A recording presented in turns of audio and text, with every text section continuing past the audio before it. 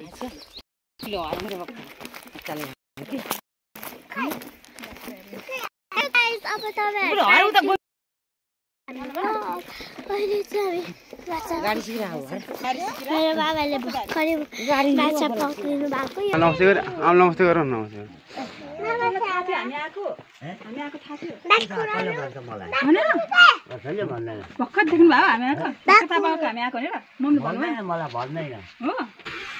नभन्नु भने नि आमा खुसी होस् ते आमालाई नभन्नु है हामी आउँदैछौँ भनेर मम्मीलाई आमालाई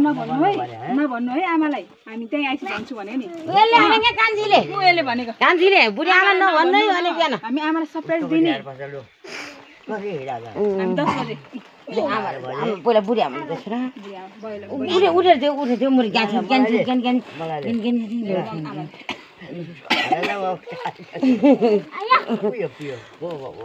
बिस्कुट अहिले भरिदिनु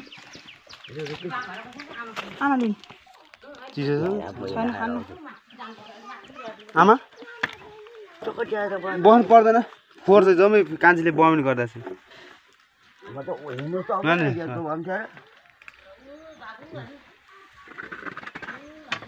सबै नानीले बमिन गर्दैछ थाहा देख बस्नु न आमा बस्नु कहाँ हिँडे मम्मी मलाई पनि जस्तो न ओके तिर्न खाऊ चिज खानेहरु बाबाले जस्तो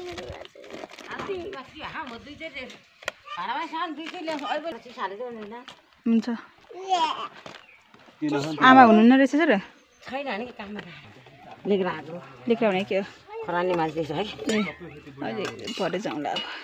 म अहिले पनि गएको मामा घर हो नि आमा घर आएन मामा घर गएको भात त पकाएको थियो फेरि दोहोऱ्याएर बस्छु मैले पकाएको थियो भन्छु को आउने थाहा थिएन तर को आउने थाहा थिएन को मान्छे आइरा थाहा थिएन मलाई कसले भन्छ र थाहा भन्नु नभन्नु होला दिगे उनीहरुले नभन्नु होला दिगे आमालाई यति धेरै खुसी होस् भनेर कान्छीले नभन्नु होला दिगे अनि नानीले थ्यांक यू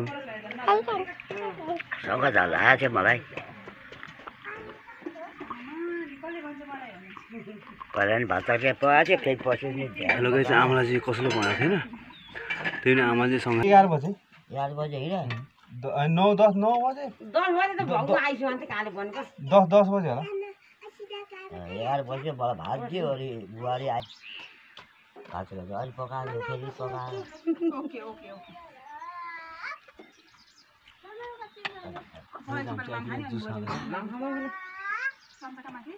अन्त यहाँ हो नि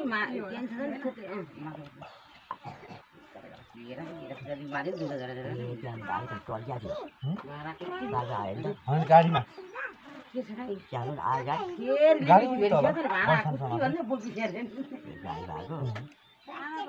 अहिले बाटो त खतम धुलो छ नि आउँदैन बाटो नराम्रो छ अहिले बाटो खतम छ भन्छ खराब छ भन्छ माइला सबै छ त सबैले छ राजु बुझा छ नि त यतै माइतीमै छ अब बजी भाइ डाँडा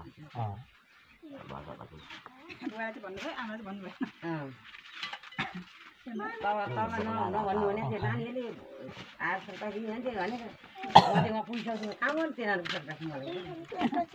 भात पऱ्यो नि पकाले भात हेर्दा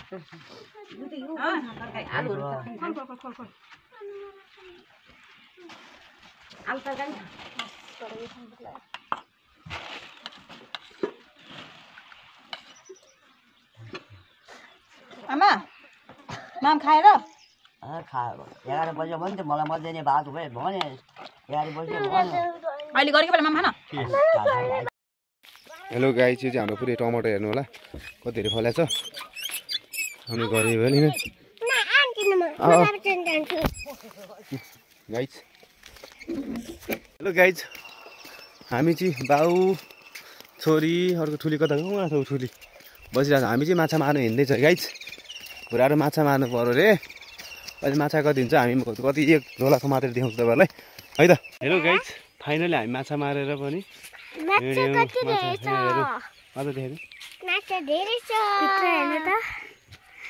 माछा त मर्यो बाबालाई छ्याप्प समाएर लास्टै धेरै छ है माछा खानाउनु हेर्नुहोस् हालत चप्पल पनि चुड्यो माछा पक्रिँदा गाह्रो छ बुढालाई माछा मार्नु पर्यो भनेर गाइज अब हामी चाहिँ माछा मारेर घर हिँडेको यसलाई मजाले फ्राई गरेर खाइन्छ अब रिदिस कहाँ यता हेर्नुहोस् त यता हेर न तिमी कहाँ गएर आएको रे फिस कति भेटायो हामीले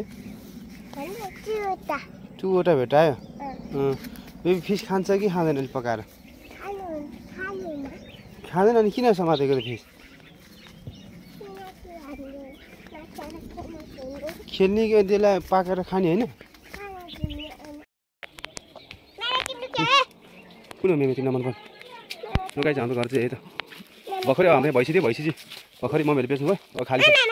भैँस अब आउनु आमा बुढी आमा पनि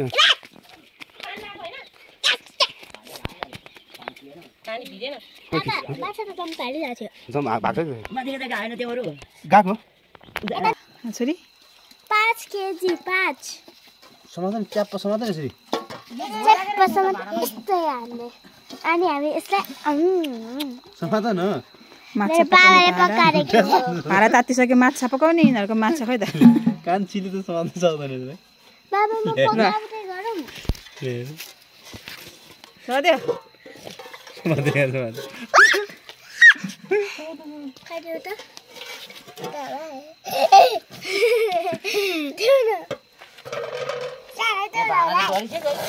भाडा डरिसक्यो समाधान समाउने कि मलाई दियो न त्यो खै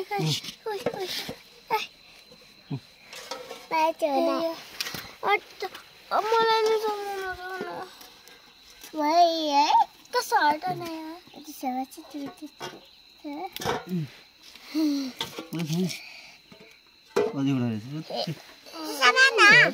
माछा पार्टी हे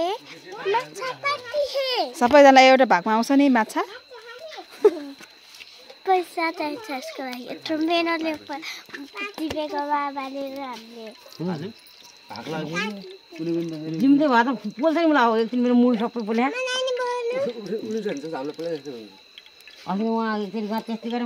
जिम्दै गरेर मेरो त मुखै भयो पोलेर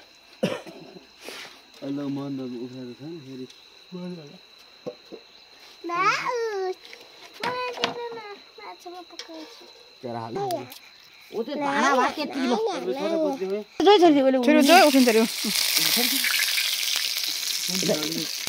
बुवाको भाग माछा ठुलो माछा उसले नि बोकिहाल्यो